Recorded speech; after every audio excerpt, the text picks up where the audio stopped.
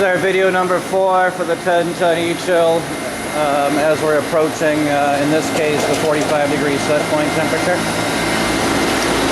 Now again, I talked about differentials and temp ranges. In this case, it's going to stop right at 45 degrees. Sometimes when we test units, it will go past the set point for no other reason that there's a built-in minimum compressor runtime built into the controller. That really only becomes an issue that you're drifting past or lower than your set point in a test environment like this when there's very little loop volume and basically no load.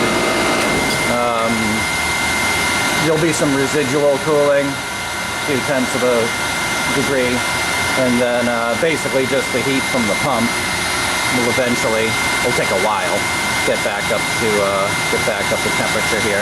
So getting back to the differential, we ship the units with a 10-degree differential with the Ultratech compressor on the 10-ton. That means with my set point at 45 here, it's going to get up to 50 degrees and turn on the compressor, but operating at that 50% capacity. If it can't keep up and it goes up to 55 degrees, another 5 degrees, then the full capacity will kick in. That 5 and 5, or that 10-degree differential, we can tighten that up. We ask that you try to use that. It's the most forgiving arrangement on the chiller. But if we have to tighten that up to a 4 and 4 for 8, or a 3 and 3 for 6, for a little bit tighter control, we can. But usually for tighter cooler requirements on a process, that's usually controlled by the inlet of the cooling fluid with its own separate solenoid valve and controller on the process. Just one other side note while I'm looking at it. This valve, the inlet to the pump, that's strictly just for service. That should always be left wide open. In some conditions, you may need to throttle down the output of the pump if the pump is overamping. A pump will overamp if there's not enough back pressure in your loop.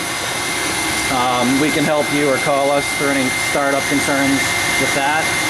Again, in this case here, for a particular customer, we installed a higher pressure pump. So this one runs at 60 psi nominal, and at that 60 psi,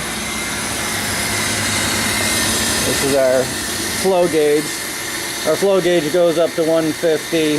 The increments go to 50, but right about where my thumb is, that's 40, and right about where this paddle is 30.